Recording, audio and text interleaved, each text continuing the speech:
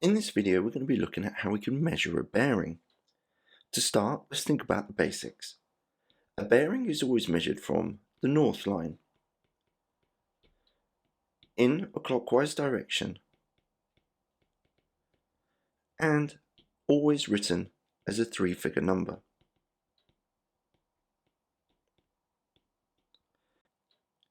So looking at the question, I need to measure the bearing of B from A. Grabbing my protractor and placing the protractor on A, positioning the protractor so that 0 is on the north line, I can see that extending the line on, the angle is 34 degrees. So I've measured from the north line in a clockwise direction, but to write it as a three-figure number, all I need to do is put a 0 at the front. My bearing is now 034. Pause the video here and have a go at the question on the right hand side.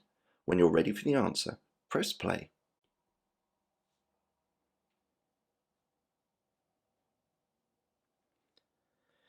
Positioning my protractor on the right hand side,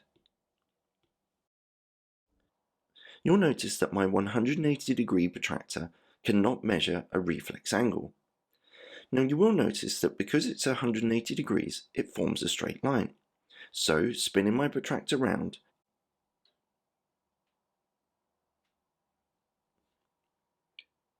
we can see that it's 63 degrees.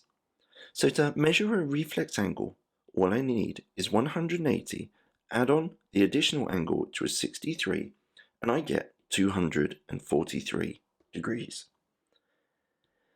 Same thing again. It's measured from the north line in a clockwise direction and is already a three-figure number.